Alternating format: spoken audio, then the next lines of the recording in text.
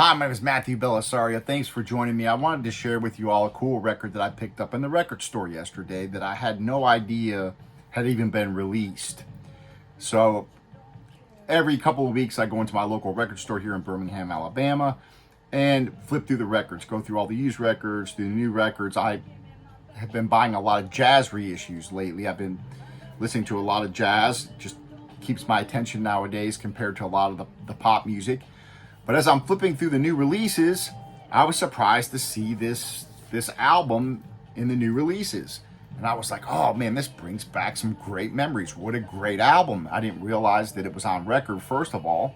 Second of all, I didn't realize it had been recorded on analog tape. This album, titled by Fiona Apple, her debut album, released in 1996, was a fantastic record. And I remember buying the CD.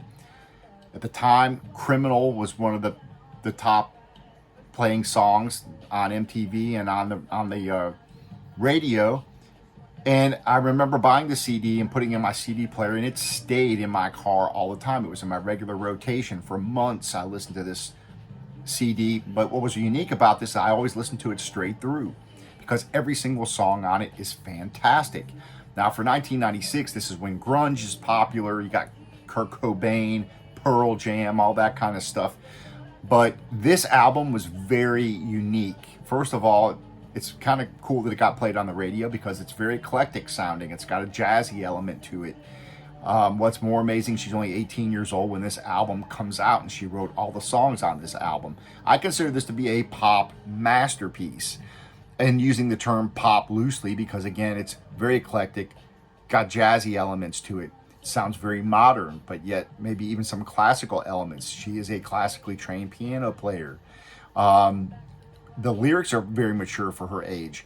But what's really cool about it are the arrangements, the chordal structures, the way she kind of leaves you hanging. The voicings on the piano are very unique. And this album is one of my favorites. So anyways, I'm flipping through and I see this cover and I was like, oh, it's $40. It's 2 records. So I kind of hemmed and hawed. I bought a Max Roach reissue. I went out to the car and I sat there and I just kept thinking about this album. And I'm like, you know what? I'm going to go buy it. So I went back in the record store. The guy that owns the record store, he's like, are you back again? I'm like, yeah, I want to get this album. And so I picked this up, went home, and put it on, and I was blown away. First of all, the sonic quality is fantastic. 245 RPM records here. Again, remastered from the analog tapes. Didn't realize that, especially for this time, 1996. Most of the stuff being done then is digital. Comes with a cool 12-page booklet, but not a bad song from beginning to end. You got three singles released on this record: Sleep to Dream, Shadow Boxer, and Criminal, all which were fairly popular. But from beginning to end, you're going to get great songwriting. The production of this album was better than I remembered. Of course, I remember listening to it in my car on CD. But when I got this record and took it home, the music just leapt off, just kind of jumped up off the record. It's a very wide sound stage. You've got the strings really, it's really kind of a tapestry of wonderful music. Her vocals are very captivating. Again, she writes some cool lyrics for her age. Again, only 18 years old. I can't say that there's probably a better record ever released by someone that age. In my opinion, this is, again, what I consider to be a masterpiece.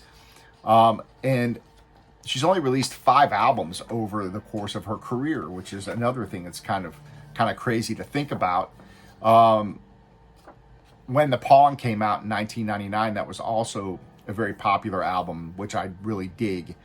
And even her latest album, Fetch the Bolt Cutters, is a pretty cool album. But this one always holds a special place in my heart. I'm 25 years old when this comes out, and it stays in my CD player and on regular rotation. And from beginning to end, the songwriting is wonderful. Her chord voicings are unique. She kind of leaves you hanging in certain places where you think the song should resolve.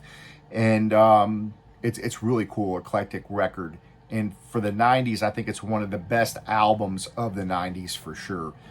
So if you, I would definitely recommend going in. If you're not familiar with the album, go check it out. If you Having listened to the album quite a while, it's going to sound quite a bit different on the record. Again, 45 RPMs, everything seems to leap off the record. The music, it just sounds very good. The strings on there, you've got violins, the cello, the viola, you've got the piano, of course, you've got bass and guitar, and it's just a really cool sounding album, especially I think for the time. So Fiona Apple's Tidal, go and check it out. 245 RPM records. This was first released in 2017 on Vinyl Me Please, and I think they did another pressing in 2019, 2020, and now 2023. So I just want to share that with you guys. Really cool. I'm glad I ran across this. Brought back some great memories, but even more so, kind of has given new life to a wonderful recording that when it was first released, I thought was incredible. And now going back all these years later, I'm really blown away by the sound quality of this, and I'm glad that it's on record. So anyways, go check it out. We'll talk to you later on. Thanks for joining me.